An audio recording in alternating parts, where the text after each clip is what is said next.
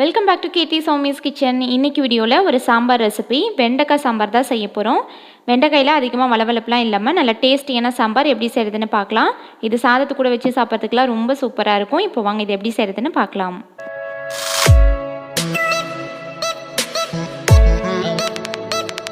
First சாம்பாருக்கு பருப்பு வேக வச்சுக்கலாம். ஸ்டவ் ஆன் பண்ணி குக்கர் வச்சுருக்கேன். இதில் ஒரு 100 கிராம் பருப்பு ஒரு 10 நிமிஷம் தண்ணியில் ஊற வச்சுட்டு தண்ணியெலாம் ஃபில்டர் பண்ணிவிட்டு குக்கரில் சேர்த்துக்கிறேன். ஊற வச்சு சேர்த்தோம்னா பருப்பு கொஞ்சம் சீக்கிரமாக நல்லா மலர்ந்து வெந்துடும். இப்போது பருப்பு வேகிறதுக்கு தண்ணி ஊற்றிக்கலாம். பருப்பு எதில் மெஷர் பண்ணி எடுத்தீங்களோ அதில் 3 மடங்கு தண்ணி சேர்த்துட்டு இதில் ஒரு 1/2 டீஸ்பூன் மஞ்சள் தூள், 1/4 டீஸ்பூன் பெருங்காயப்பொடி, 1/4 டீஸ்பூன் சீரகம், 4 வரமிளகாய், ஒரு 6-7 பூண்டு பல்லு சேர்த்துக்கிறேன். இது கூட 2 சின்ன சைஸ் தக்காளி இந்த மாதிரி ஸ்லைஸாக கட் பண்ணி சேர்த்துக்கிறேன். கொஞ்சமாக உப்பு சேர்த்துக்கலாம். இதில் ஒரு 1/2 டீஸ்பூன் எண்ணெய் சேர்த்துட்டு குக்கர் லிட் க்ளோஸ் பண்ணி விசில் போட்டுடலாம். நான் 3 விசில் மீடியம் ஃப்ளேமில் 2 விசில் சிம்மில் வச்சு எடுத்துக்கிறேன். பருப்பு நல்லா சாஃப்டாக வெந்துடும். இப்போது சாம்பாருக்கு வெண்டைக்காய் கட் பண்ணிக்கலாம். வெண்டைக்காவை நல்லா தண்ணியில் கழுவிட்டு மேலே இருக்கிற தண்ணியெல்லாம் ஒரு துணி வச்சு சுத்தமாக தொடச்சி எடுத்துக்கோங்க.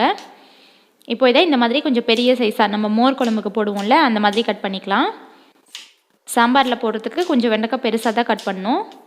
நான் எடுத்துருக்க 100 கிராம் பருப்புக்கு 10 வெண்டைக்காய் கட் பண்ணிக்கிறேன். ரொம்ப அதிகமாக சேர்த்தோம்னாலும் நல்லா இருக்காது. நல்லா ஃப்ரெஷ்ஷான பிஞ்சு வெண்டைக்காயை பார்த்து வாங்கிக்கோங்க. இப்போ இதை வறுத்துக்கலாம். ஸ்டவ் ஆன் பண்ணி வானலில் கொஞ்சமாக எண்ணெய் விட்டுருக்கேன்.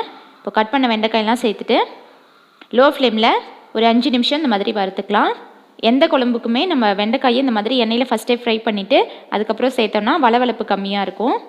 பாருங்கள், இந்தளவுக்கு நல்லா வெண்டைக்காயெலாம் சுருங்கி வறுபட்டுருச்சு. இதை எடுத்து வச்சுக்கலாம். இப்போ இதே வானலில் இன்னும் கொஞ்சமாக எண்ணெய் விட்டுக்கிறேன், ஒரு 2 டீஸ்பூன்.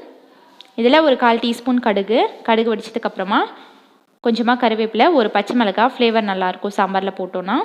ஒரு சின்ன சைஸ் வெங்காயம் இந்த மாதிரி ஸ்லைஸாக கட் பண்ணி ஒரு நிமிஷம் வதக்கிக்கலாம். நீங்கள் இதுக்கு பதிலாக சின்ன வெங்காயம் சேர்த்தாலும் நல்லாயிருக்கும் டேஸ்ட்டு. இப்போ இதில் 1/2 டீஸ்பூன் சாம்பார் பொடி சேர்த்துக்கிறேன். வெங்காயத்துக்கூடியே லைட்டாக அந்த பச்சை ஸ்மெல் போகிற மாதிரி வதக்கிக்கலாம். ஒரு 30 செகண்ட் மிக்ஸ் பண்ணி விட்டுட்டு இதில் வேக வச்சுருக்கோம்ல அந்த பருப்பை லைட்டாக மசிச்சு விட்டு அப்படியே தண்ணியோடு சேர்த்துக்கிறேன். இப்போ இதை நல்லா கலந்து விட்டுக்கலாம். தண்ணி கொஞ்சம் எக்ஸ்ட்ரா வச்சு வேக வச்சோன்னா தான் பருப்பு நல்லா மலர்ந்து சாஃப்டாக வெந்திருக்கும். குழஞ்சி போயிடக்கூடாது. பருப்பு முழுசாக இருக்கணும், ஆனால் நல்லா சாஃப்டாக வெந்திருக்கணும். இப்போ இதில் ஃப்ரை பண்ண வெண்டைக்காய் சேர்த்துக்கலாம். இது ஒரு டைம் நல்லா மிக்ஸ் பண்ணி விட்டுட்டு வெண்டைக்காய் வேகட்டும். ஒரு 5 நிமிஷம் மூடி போட்டு வேக வச்சுக்கலாம். நம்ம ஆல்ரெடி எண்ணெயில் ஃப்ரை பண்ணும்போதே ஒரு 70% நல்லா வெந்துடும் வெண்டைக்காய். வெண்டைக்காவை எண்ணெயில் வதக்காமல் அப்படியே டைரெக்டாக சாம்பாரில் சேர்த்தோன்னா ரொம்ப வளவலன்னு இருக்கும். சாம்பார் நல்லா இருக்காது. ஃப்ரை பண்ணிவிட்டு சேர்த்துக்கோங்க. இப்போ இதில் ஒரு 1/2 லெமன் சைஸ் அளவுக்கு புளி தண்ணியில் கரைச்சி சேர்த்துக்கிறேன். புளி அதிகமாகலாம் சேர்க்கக்கூடாது. ஒரு சின்ன லெமனில் பாதி அளவுக்கு புளி கரைச்சி சேர்த்துருக்கேன். இப்போ இதில் குழம்புக்கு தேவையான உப்பு சேர்த்துக்கலாம். 1 டீஸ்பூன் உப்பு சேர்த்துட்டு இதை நல்லா கலந்து விட்டுக்கலாம். இப்போ மூடி போட்டு இன்னும் ஒரு 5 நிமிஷம் இது கொதிக்கட்டும். புளியோட பச்சை ஸ்மெல்லாம் போகணும். சாம்பார் கொதிக்க வச்சோன்னா இன்னும் கொஞ்சம் திக்காயிடும். அதனால தேவைன்னா இன்னும் கொஞ்சமாக தண்ணி சேர்த்துட்டு இதை நல்லா கொதிக்க வச்சுக்கோங்க. இப்போ லாஸ்ட்டாக இதில் கட் பண்ண கொத்தமல்லி தழை தூவிட்டு நல்லா மிக்ஸ் பண்ணி விட்டுக்கலாம். சாம்பார் கொஞ்சம் சூடாக ஆரம்பிச்சுன்னா திக்காயிடும். இப்போது இந்த கன்சிஸ்டன்சியில் குழம்பு ஸ்டவ் ஆஃப் பண்ணிக்கலாம். அவ்வளோதான், நம்மளோட டேஸ்டியான வெண்டைக்காய் சாம்பார் சூப்பராக ரெடி ஆயிடுச்சு. இந்த ரெசிபி நீங்களும் ட்ரை பண்ணிவிட்டு ஃபீட்பேக் கமெண்ட்ஸில் சொல்லுங்கள். இந்த வீடியோ பிடிச்சிருந்துச்சின்னா லைக் பண்ணுங்கள், ஷேர் பண்ணுங்கள். கீர்த்தி சௌமிஸ் கிச்சனை சப்ஸ்கிரைப் பண்ணுங்கள். தேங்க்ஸ் ஃபார் வாட்சிங்.